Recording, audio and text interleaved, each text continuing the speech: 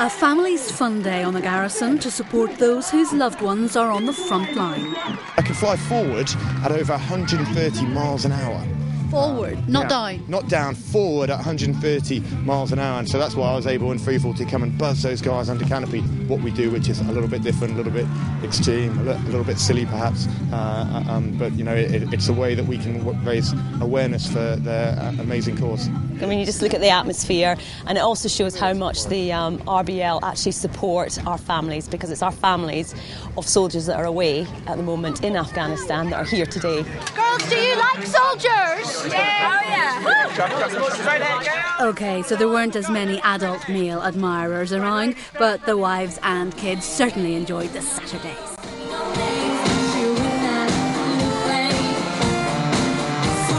So long as you've given 7 days in the service of your country, you and those close to you can draw on the Legion's support for as long as it's needed. I lost my fiancé in Afghanistan on the 2nd of September 2009. I'm here today with the Poppy Appeal to promote it, to get the message out there that the Poppy Appeal is not just for World War II, it's for everyone across the board. And families serving in past and present. £1.4 million is spent every week supporting current and ex-service personnel. Next year, the first Army Recovery Centre will be built here, and the Legion's going to fund the running costs of that centre, indeed, for the next 10 years. There'll be other centres around the country, but this is going to be the first one. So for us to come up here and actually launch the 90th Poppy Appeal is great for us, and it's great to be with all the troops and indeed all their families as well. 90 years ago, 1.5 million poppies were made for the first appeal. In 2010, 43.5 million will be sold and worn with pride nationwide. Well, someone for whom the RBL has been especially relevant recently is Gunner Mark Stonelake from 29 Commando Regiment. Tell us a little bit about the help you've got.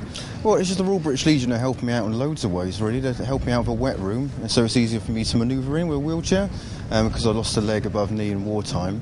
And so just, you know, they're there for you emotionally as well, if you want to chat or anything like that. And it's just been, you know, outstanding, being honest with you. Whatever you need, they will supply, you know.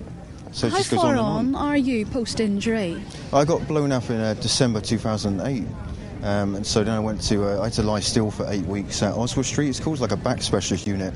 And then from there, I went on to Headley Court when I got the all clear. I could start walking again. And then went down to there for about a year and a half, training there. And then got all clear again for the back, was okay to start running.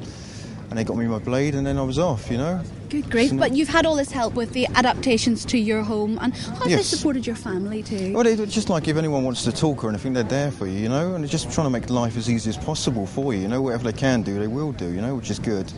And to have people like you, serving members, here to help the launch today, do you think that's relevant then to the serving generation? Yeah, I think it gets the message out, doesn't it, you know. I think it's all helpful and relevant, and it's just trying to get that. They're trying to aim for 36 million, aren't they, you know? And so any help, you know, I mean, it goes to the lads that are on the, you know, the brave men and women on the ground, you know, fighting these wars and trying to help them out in life, you know? So it's a good cause, and this help never, ever ends, does it, you know? As long as you need it. Thank you, Mark. And the reassurance, I think, is to people, all the Afghan generation, the purpose of being here in Colchester today is that their families will be the ones who are looked after should anything happen. So that £36 million target is what the RBL is focusing on this year.